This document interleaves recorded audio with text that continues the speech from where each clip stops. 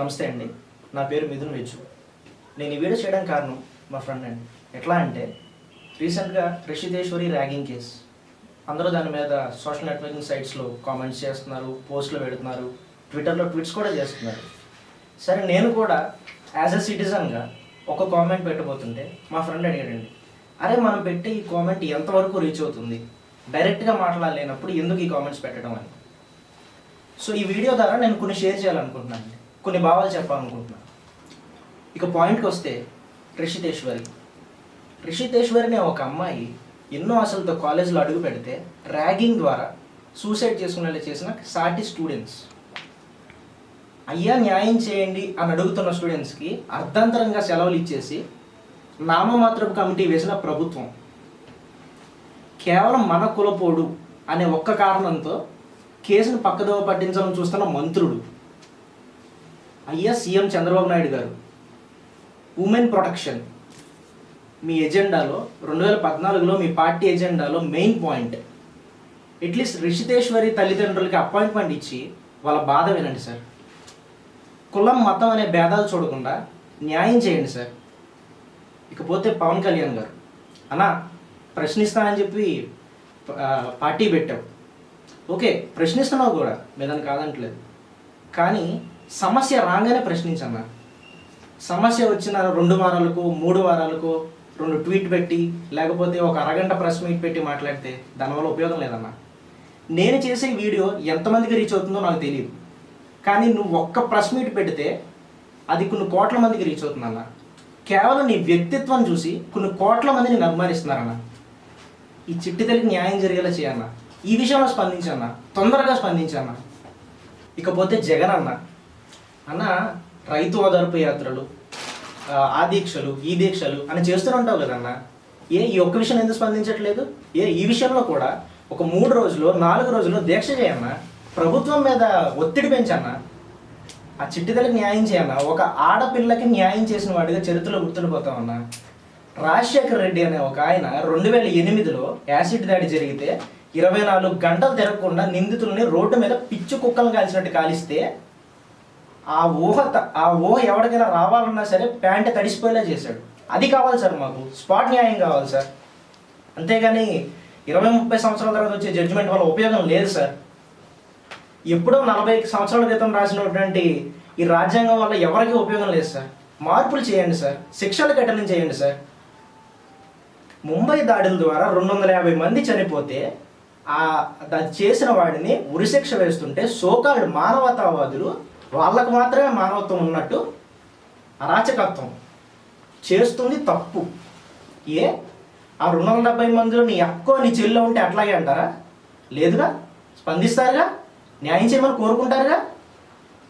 ఇకపోతే students చదువుకుంటారని college పంపిస్తే కులం కావాలరా మీకు? N batch, C batch, R batch ఇవి చాలదన్నట్టు మీరు పెట్టుకునే సొల్లు మీటింగ్లకి N meet, C meet, R meet. దరిద్రం సార్, దరిద్రం ఇదంతా. కాలేజీలో ఉన్నంతసేపు ఇవన్నీ బాగానే ఉంటాయిరా. ఒక్కసారి డిగ్రీ పూర్తి చేసి బయటకు వస్తే నీ కులపోడు కూడా నీకు హెల్ప్ చేయడు. ఎవరి లైఫ్ అటు లీడ్ చేయదు బయట. ఎట్లాగో మా జనరేషన్ కులం కంపు కొడుతుందరా. అట్లీస్ట్ మీరైనా మారండిరా. నెక్స్ట్ జనరేషన్ మారుతుందిరా, ఫ్యూచర్ ఇండియా మారుతుందిరా. ఇకపోతే ఫ్రెషర్స్, అరే మిమ్మల్ని ఎవడన్నా ర్యాగింగ్ అనే పేరుతో ఇబ్బంది పెడుతుంటే లెక్చరర్స్కి కంప్లైంట్ చేయండి, లేదా ప్రిన్సిపల్ని కంప్లైంట్ చేయండి. అప్పటికీ యాక్షన్ తీసుకోకపోతే మీ పేరెంట్స్కి కంప్లైంట్ చేయండి. అంతేగాని సూసైడ్ లాంటి పిచ్చి పనులు ఎందుకు చేస్తారు అసలు? అరే ఒకటి గుర్తుంచుకోండి, ఇంట్లో మీ మీదే ఆశలు పెట్టుకున్న మీ తల్లిదండ్రుల గురించి ఒక్కసారి ఆలోచించండి. ఇకపోతే తల్లిదండ్రులు, తక్కువ మీ తప్పు కూడా ఉంది సార్. పిల్లలకి ఫీజులు కట్టామా, పిల్లలకి ఖరీదైన బైక్లు ఇచ్చామా, ఖరీదైన ఫోన్లు ఇచ్చామా, సమయానికి అన్నీ చూస్తున్నామా అంటే సరిపోదు సార్. ప్రైవసీ అనే పేరుతో పిల్లల్ని మాత్రం వదిలేకండి సార్. అబ్జర్వ్ చేయండి సార్, మీ వాడు ఎట్లా బిహేవ్ చేస్తున్నాడో కనుక్కోండి సార్. కులం అని చెప్పి మా జనరేషన్ నాశనం చేశారు సార్. పిల్లలకి మంచి చెడు నేర్పిండి సార్. అరే వాడు మన కులపు హీరోరా, వాడిని అభిమానించు. అరే అది మన కులం పార్టీరా, నువ్వు దానికే సపోర్ట్ చేయాలి, నువ్వు దానికే ఓటేయాలి. దరిద్రం సార్, మారనేవ్వండి సార్ నెక్స్ట్ జనరేషన్ అయినా సరే. సార్ నాకు తెలిసి 2 ఉన్నాయి సార్ క్యాస్ట్. ఒకటి మంచి, 2 చెడు. మంచి చేసేవాడు ఏ కులం వాడైనా ఏ మతం వాడైనా సపోర్ట్ చేయండి. చెడు చేసేవాడు నీ కులపోడైనా సరే సపోర్ట్ చేయకండి, తప్పుని తప్పని ఖండించండి. ఇక కాలేజ్ మేనేజ్మెంట్ విషయానికి వస్తే, ఒక యూనివర్సిటీలో కానీ ఒక కాలేజ్లో కానీ మేనేజ్మెంట్ పాత్ర ఏమిటి? విద్యార్థుల్ని సరైన మార్గంలో నడిపించడం, కుల వ్యవస్థను నిర్మూలించి అందరు విద్యార్థులు సమానమైన భావన పెంపొందించాలి.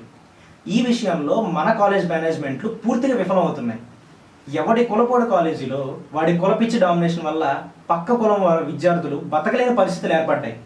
ఇక పబ్లిక్, మన విషయానికి వస్తే, ఒక హీరోయిన్ ట్విట్టర్లో తమ అభిమాన హీరో మీద ఆపోజిట్గా కామెంట్స్ చేసిందని గంటలు రీట్వీట్స్ ఆవిడికి కామెంట్స్ పెట్టాం. ఇలా అనవసరమైన ప్రతి విషయం మీద రియాక్ట్ అయ్యే మనం ఈ విషయం మీద రియాక్ట్ అవ్వలేకపోతున్నాం. మన ఇంటి ఆడపిల్ల అరే మన చెల్లి రితేశ్వరికి ఇంత అన్యాయం జరుగుతుంటే ప్రశ్నించవా? నాకెందుకు లేని ఊరుకుంటావా? మొన్న ప్రత్యూష, నిన్న అయేష, ఇవాళ రితేశ్వరి. చూస్తూ కూర్చుంటే రేపు నీ దాకా కూడా వస్తుంది. ఏ ఒక్క కేసులో అయినా ఒక్క నిందితుడికైనా శిక్ష పడిందా? ప్రశ్నించవా? ప్రశ్నించే బాధ్యత నీ మీద లేదా? ఈ వీడియో ద్వారా నేను ఏ పార్టీని కానీ పర్సన్ని కానీ పాయింట్అవుట్ చేయట్లేదండి. నేను కేవలం న్యాయం చేయమని అడుగుతున్నాను. ఒక సామాన్యుడిగా ప్రశ్నించడం తప్ప మేమేం చేయలేము సార్. అయ్యా పొలిటీషియన్స్, మిమ్మల్ని నమ్మి ఓటేస్తాం, మీరు పన్నులు పెంచితే కడతాం, ధరలు పెంచితే సర్దుకుపోతాం. సామాన్యుడికి న్యాయం చేయండి సార్. చివరిగా మీ అందరిని అభ్యర్థించేది ఒకటేనండి, మన చెల్లి రిషితేశ్వరి కేసు మరొక అయేష కేసు, మరొక ప్రత్యూష కేసులా కాకుండా న్యాయ విచారణ చేసి దోషుల్ని శిక్షిస్తారని ఆశిస్తున్నాం. అట్లాగే ర్యాగింగ్ మీద కఠిన చట్టాలు చేసి జీవోలు పాస్ చేస్తే సరిపోదండి. అవి సరిగ్గా సక్రమంగా అమలు అవుతున్నాయో లేదో చూడాల్సిన బాధ్యత పొలిటీషియన్స్ మీద, మేనేజ్మెంట్ మీద ఉంది. We demand justice for hour sister Rishiteswari. Thank you.